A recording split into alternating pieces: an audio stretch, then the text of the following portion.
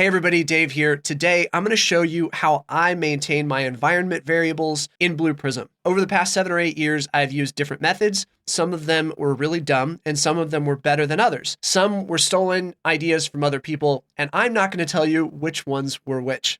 Let's go over to the System tab and I want to show you what I'm talking about. Let's go to environment variables. Doesn't matter if you go into processes, environment variables, or objects environment variables, it's going to bring you to the same list. Now, this is just a test environment that I use on my personal machine. This does not have a ton of environment variables. So I want you to pretend like there's a ton more, because that's what most environments end up looking like. You just have thousands and thousands of environment variables eventually. You'll just be scrolling forever. So if you have been there, I think you've been there. Probably if you're watching this, you're like, that's why I'm watching this, Dave. So let's get to the point. I think that a better way to do this in older versions of Blue Prism, so let me point out, I can search for customer and it brings up specific environment variables. Why is that? Well, I'm using Blue Prism 7.3.1. I don't know when this was added. It was probably around 7.2 or maybe even 7.1. I don't remember. Sometime in version 7, they added that. So what I want to show you is let's pretend like we don't have the ability to filter, and then it's especially useful to do this other method. But even once you move to a higher version, it's still, I think, a useful thing. So this is a number of environment variables that I created just a few minutes ago as an example. So customer service, we'll call the business unit, and search articles is going to be the name of our automation. So we might have multiple processes that have the word search articles in it. Might just be one process, depends on how your design is. And then I have different variables. So business email to, technical email to, input folder path, send emails, startup wait seconds, work queue name. I think those are named fairly intuitively, and especially once you see the data type being text, text, text, flag, number, and text, you can probably assume what those things do. What they actually do, though, is not important in this video. Here are some example values that I've put into these, though, in case you're curious. So I'll click into each of these. If I just have like 6 environment variables, not a big deal to put that in the process, right? Like that's pretty easy.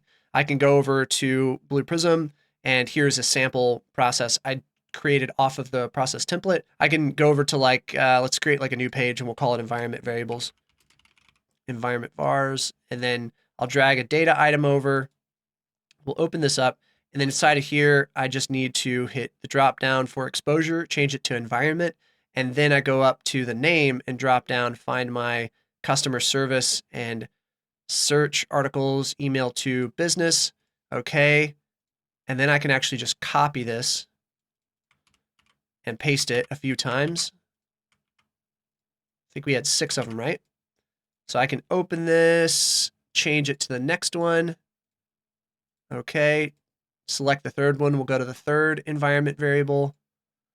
Go to this one. We'll go to the fourth. Okay. Blue Prism's having issues. Let's just pretend like that didn't happen. And here we go. Okay, so I copied the first one, pasted it 5 times, and then now I've changed each of them to point to a different environment variable. Those are our 6 environment variables. If I just go now in here and I change it to hide from other page in the process, I turn that off. And now that I think about it, I probably should have changed that setting before I copied and pasted to the other ones. But here we are. Okay, let's open this. Oops. Okay, so I unchecked this one too. All right, so I did them all. Still, even though I did them manually for each one, that's 6 environment variables, and it didn't even take that long, right? Now this can be used anywhere across the automation. Now there are a little bit better ways to do this, I think. It may not be the best idea to directly reference these from anywhere, but I think you can come up with your own ways of handling that.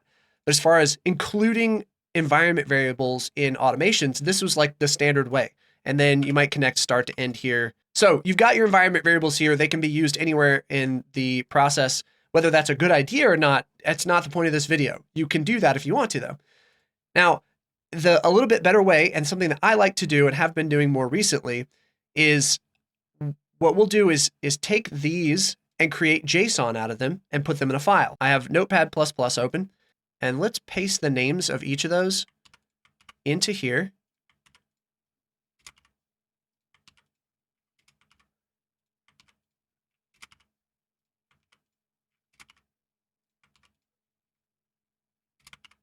Okay, let's make the text a little smaller.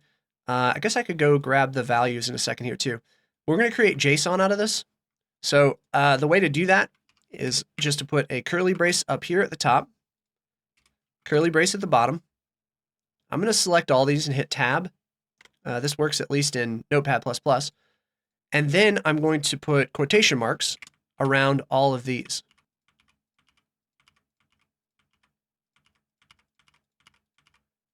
Next thing I'm going to do is put colons at the end of each one.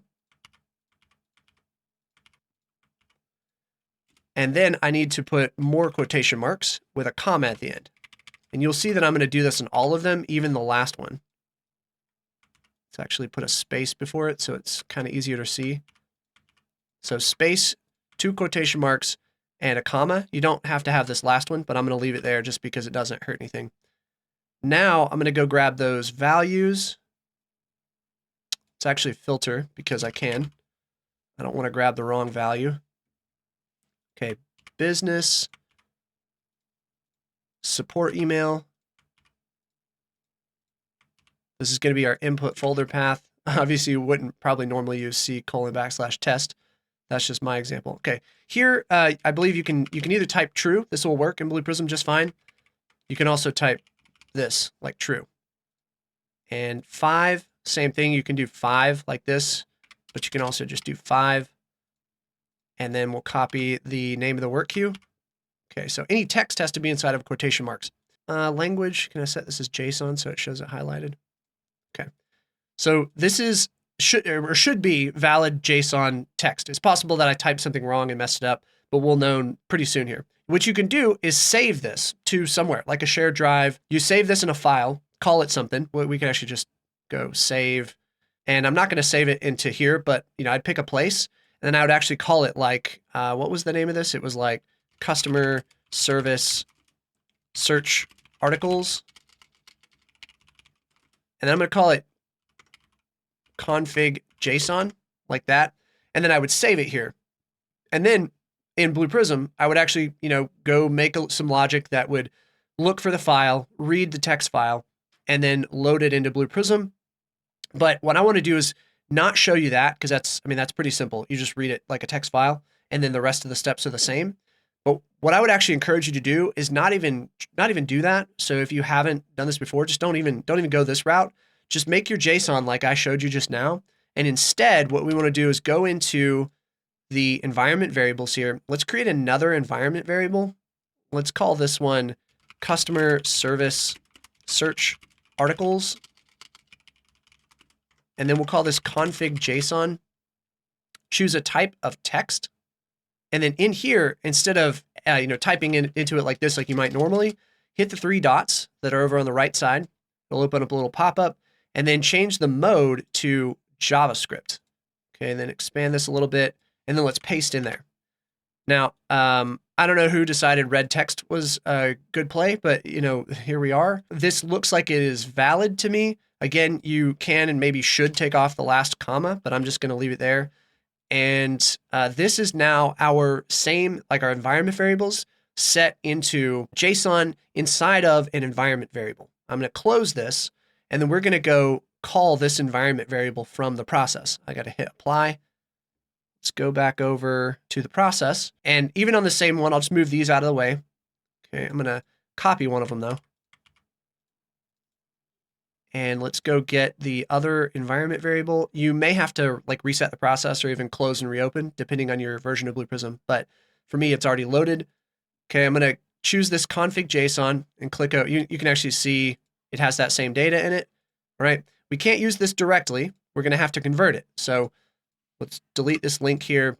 And we're going to go grab an action. This is pretty standard for any Blue Prism environment. You do have to import it. It is a sort of core VBO. But I'm going to type JSON. You'll look for one called utility JSON. If you don't have that, then you just need to go to the portal and look for core VBOs or something. There's a button at the top of the digital exchange. Okay, so let's go down to the actions and change this from JSON to collection. And then I'm going to say the name of that environment variable here. Config JSON. I'm going to drop it right there. So this is what it looks like. Customer service search articles config JSON. Click OK. Oops, we actually don't want to click OK yet. We want to go over to output, and then you might name it something else, but I'm just going to call, you know what? I'll name it config like we do normally. Config. I'll hit this button and it'll create the collection for me. Now, there's not going to be any fields in this collection because right now Blue Prism doesn't know what the fields will be, and that's fine. You could go create the fields that are the same as this, and I think in a minute we will do that. But first I want to show you don't have to do that. So let's see, let's go hide from other pages in process. We're going to uncheck that, click OK. The point here is we want to be able to use this from anywhere. I'm going to hit F3 on my keyboard and link these. Okay, and then we want to go to the main page, and let's actually drop a subpage reference. We will have to call this page this time. So environment variables. All right, so, you know, we'd make this look a little nicer, I guess. We'll do that. And then let's start the process. I'm going to do F11 and step into this page. Now I'm going to do an F10 to step over this. And what you're going to see is it's going to take this JSON.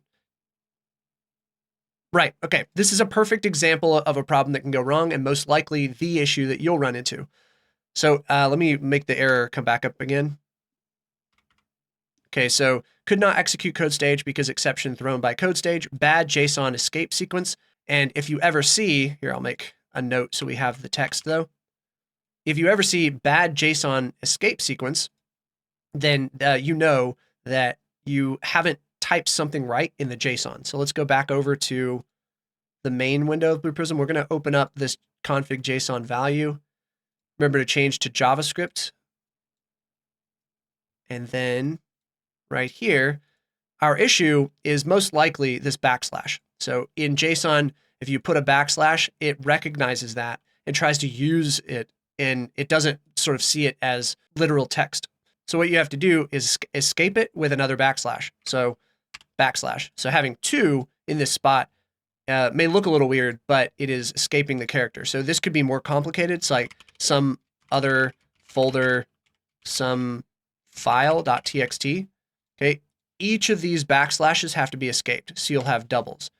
In the case that you're using like a shared drive and you have backslashes at the beginning like this, you're actually going to have 4. So it'll look like this, 4 at the beginning.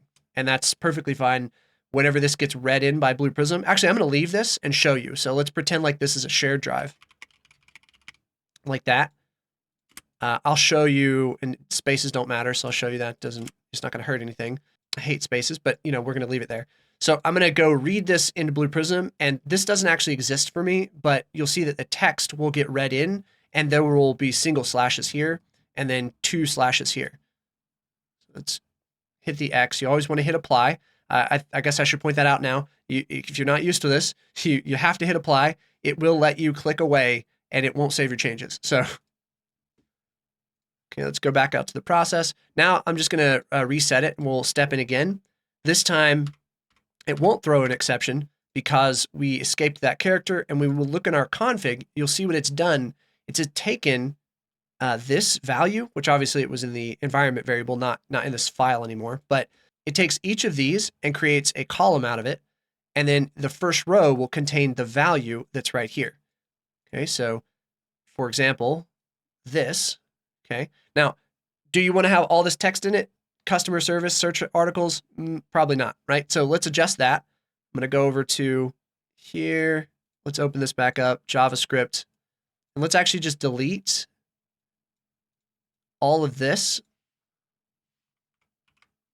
I think I can replace all of it. So I just did Control F.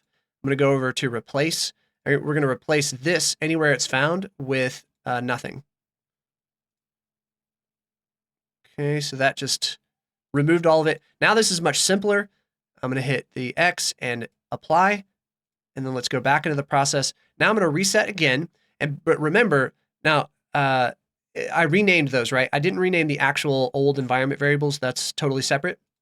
I renamed what is inside of here. So if I reset, actually open this up, and you'll see that, okay, I actually have to set next stage for it to see this. Okay, I can click here. You can see now the names are much smaller and a lot easier to read. And because they are specifically in your environment variable, you don't really need the pre-appended values. Okay, so I'm going to step over this now, and you'll see that what it did is the same thing.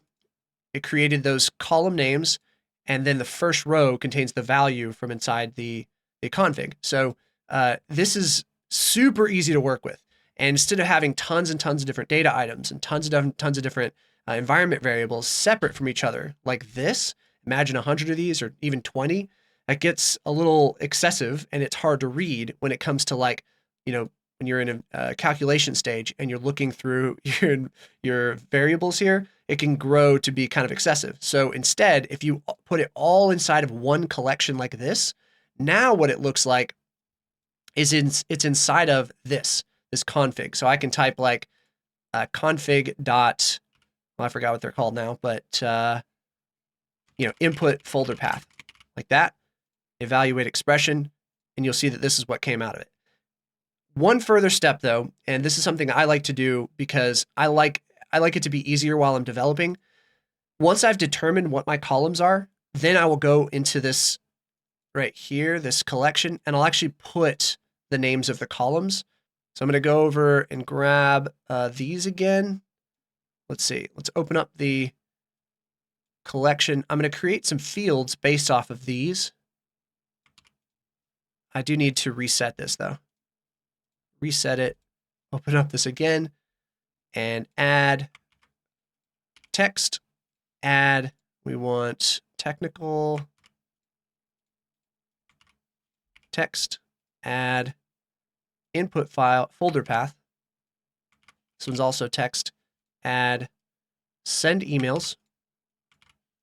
This is a flag, add startup wait seconds. This was a number, add and work queue name.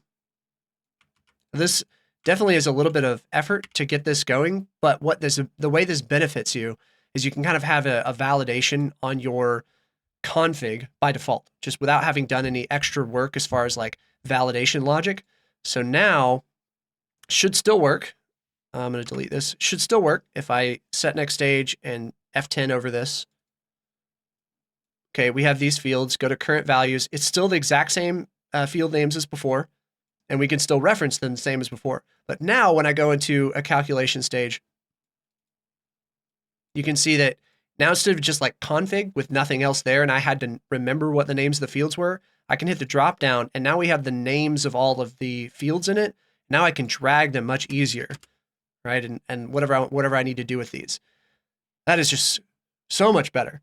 And I think that you'll have to decide what you like. If you can remember the column names pretty easily, then maybe you don't need to hard code the names of the columns.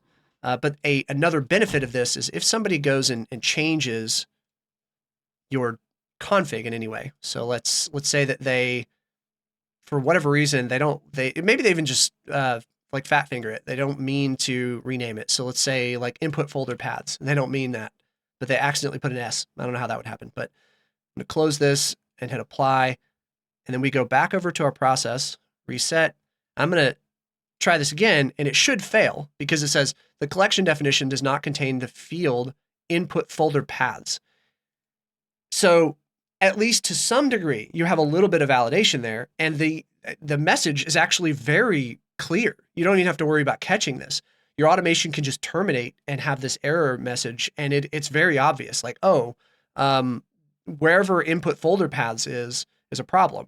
And in your session log, it'll actually say, it happened on the environment variables page or get config or whatever you named it.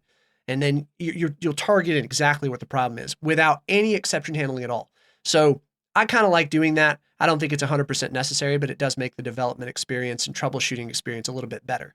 So that was a few different ways to manage your environment variables, your configs. These are things that I like to do. One thing I will mention that I didn't really go through is, I didn't show you actually creating the file like this and reading it in, but I will mention I just typically use this function, file, load text file. That works just fine. You don't even need an action stage or anything to read a text file. So you just drop this in there before you convert from JSON to collection, read it in, put it into a data item, and then convert. And that's in the case where you don't do things exactly the same way we just did here. You save it into a file instead. The other thing is that maybe you find JSON a little ugly and you don't feel like putting, dealing with the problems of maybe like malforming it or something. You don't want to have to remember commas and colons and all that stuff. You could just do the same thing in Excel, and instead on this page, you read your data from Excel instead. But what I would still recommend is having the file path to your Excel config in your environment variable, and that, that at least lets you change where it's pointing per Blue Prism environment. But still, I think the best way is putting your configs here like this. And just to reiterate, some of this I mentioned already and some of it I haven't. Remember, you want to escape certain characters like these backslashes. If there's one backslash in a file path, you have to change it to 2. And then if you want to make a comment, 2 slashes, you can put a comment here, and this doesn't get interpreted whenever you read it over. Like this will just actually get dropped entirely when you convert from JSON to collection. So you can use that to explain like, input folder path means blah, blah. And actually this S is wrong, right? So don't forget about changing the mode to JavaScript. You can certainly edit it in plain text, but I found that in JavaScript, for one thing, it lets you tab, and it's a lot easier to line things up. It also gives you a little bit of colors. So if something's in green, you know that it's a comment. Something's in red, it's a value. Then the last thing I wanted to point out, in case anybody's worried about it, because I was kind of worried about this, I have tested this a fair bit by this point in production automations where, and some of my colleagues and stuff, not just me, but a lot of people have been testing this to make sure it works well enough. And putting even a ton of text inside of an environment variable has absolutely no negative impact whatsoever that I can tell. SQL Server, I went and looked at the database definition for this in SQL Server, and one of the columns is like value or something like that. And I think it's actually called value. Anyway, whatever the column is for that is a data type of invarchar max. Maybe it's varchar max, but I think it's invarchar max, which means that you can put just an actual ton of text in there and you won't run out of room. Also, SQL Server is really good at pulling back name value pairs like this. I don't think that you're going to have any difficulty with retrieving the data, like storing tons of environment variables with tons of text in them like this. You would have to get to an extreme level before it would start having performance issues. I'm not a database administrator, nor do I claim to have excessive knowledge in that area. I'm just saying that from testing and from Googling, okay, because everything I know is from Googling, you're not going to have any problems with that. And that was what I was worried about initially, but now I'm comfortable sharing it with other people, which is why I'm making the video now. I think that it is perfectly fine to do this, and it actually feels really neat and clean. So I hope that you enjoyed the video. Thanks so much for watching, and I'll see you in the next video.